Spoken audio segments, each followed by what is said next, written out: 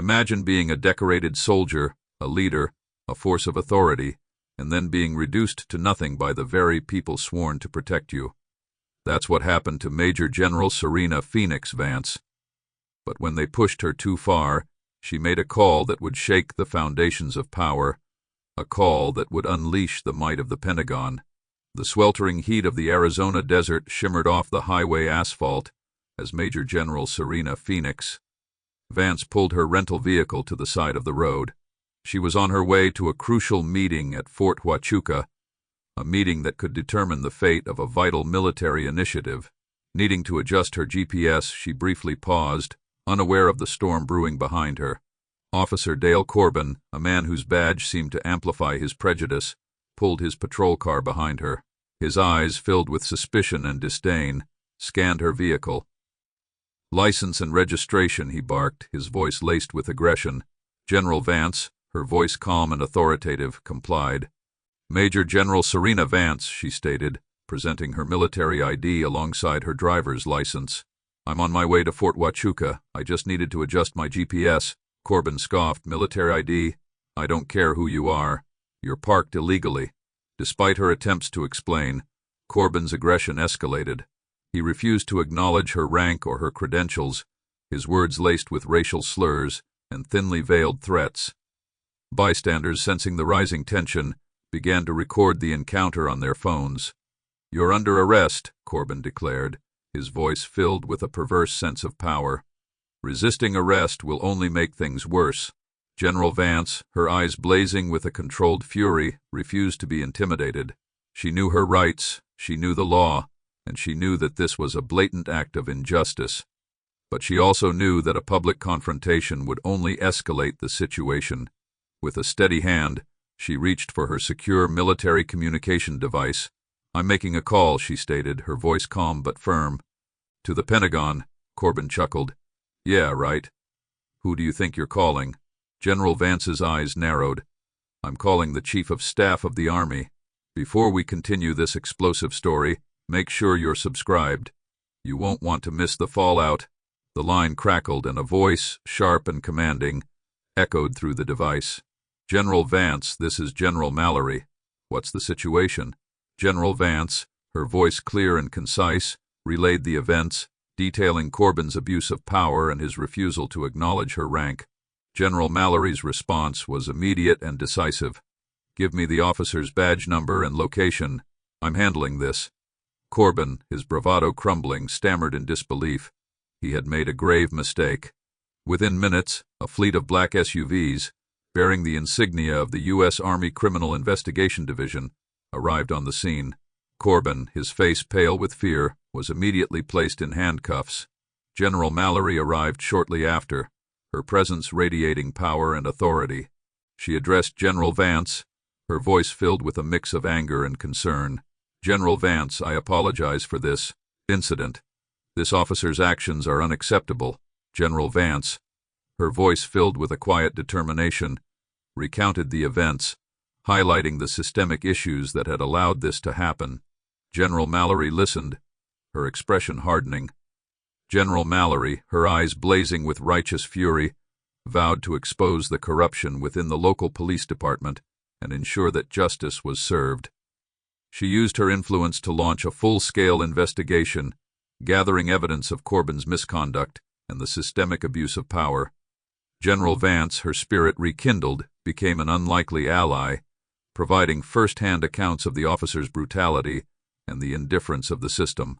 She became a voice for the voiceless, a symbol of resilience and resistance. As the investigation deepened, they uncovered a network of corruption that extended far beyond Corbin. They discovered a pattern of abuse targeting marginalized communities, a system that thrived on prejudice and impunity.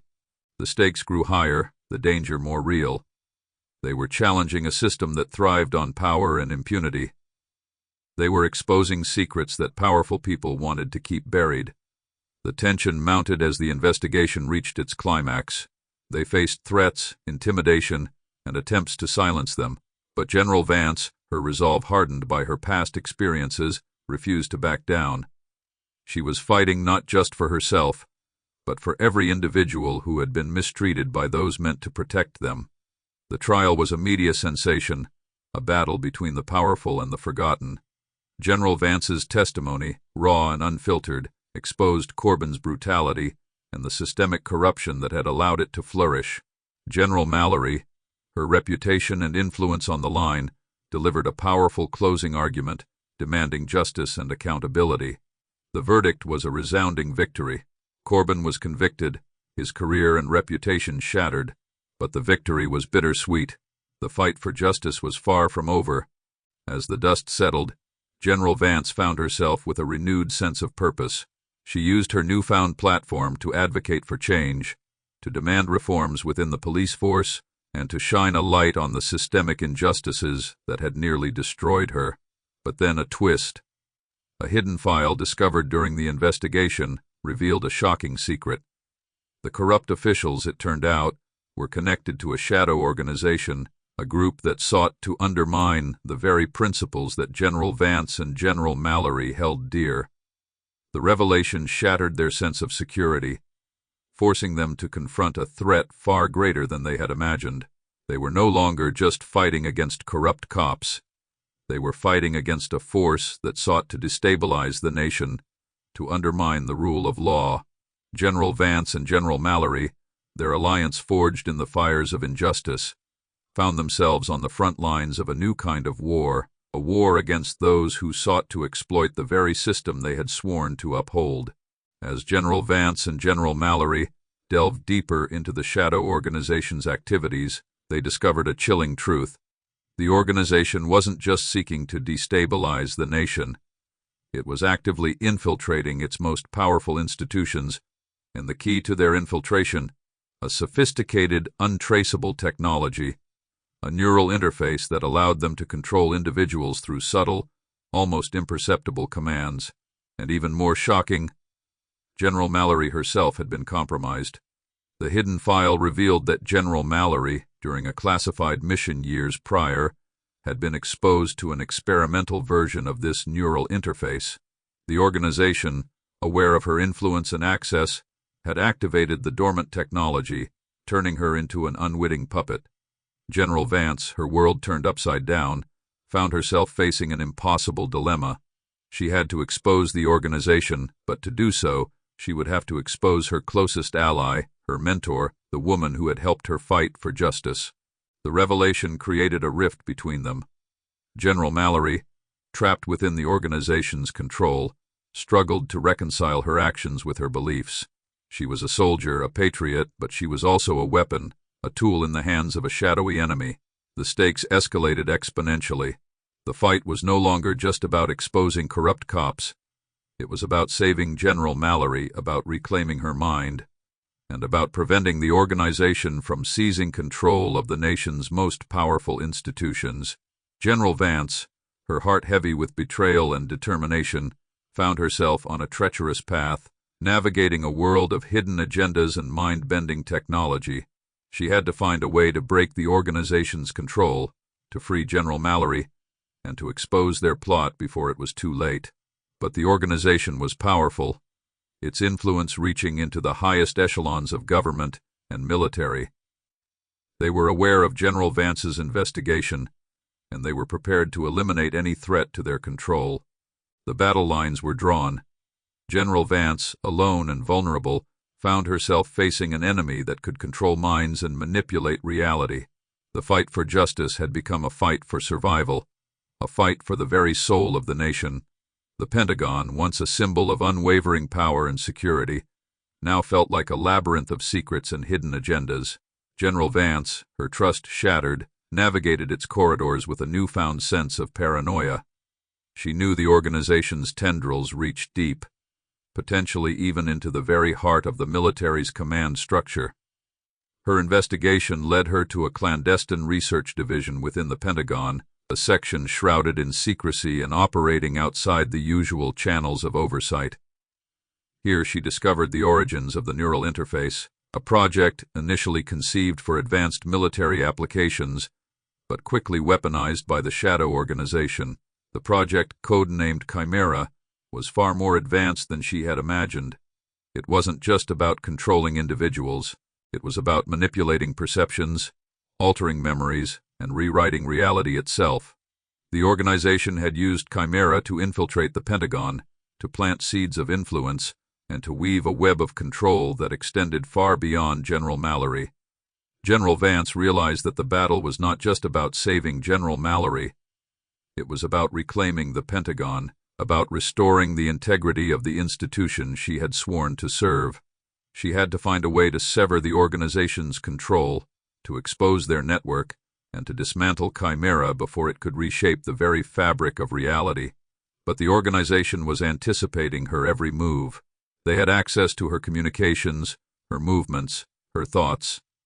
They were playing a game of chess, and General Vance was a pawn caught in their elaborate strategy.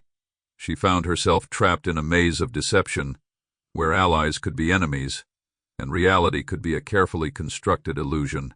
She had to rely on her instincts, her training, and the few trusted individuals she could still reach. She discovered that General Mallory's control was not absolute. There were moments of lucidity, flashes of resistance, where the general's true self fought to break free. General Vance realized that General Mallory held the key to dismantling Chimera, the key to exposing the organization's network. But time was running out. The organization was preparing to activate Chimera on a massive scale, to unleash its power on the nation, to rewrite the rules of reality.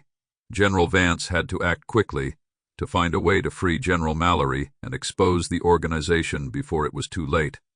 Her investigation led her to a hidden facility beneath the Pentagon, a place where the Chimera project was being developed and controlled. Here she found General Mallory, trapped in a virtual reality simulation, her mind being manipulated, her memories rewritten. General Vance, her heart aching with sorrow and determination, confronted the organization's leader, a shadowy figure known only as the Architect. The Architect revealed their grand design, to reshape the world in their image, to create a reality where they held absolute control. The battle that followed was a clash of wills, a struggle between the forces of truth and the architects of deception. General Vance, her skills honed in the fires of combat, fought to break Chimera's control, to free General Mallory, and to expose the organization's plot. But as she fought, she realized that the organization's influence extended far beyond the Pentagon. They had infiltrated every level of government, every branch of the military, every corner of society. They were everywhere, and they were nowhere. And then, the final twist. As General Vance confronted the Architect, she discovered a chilling truth.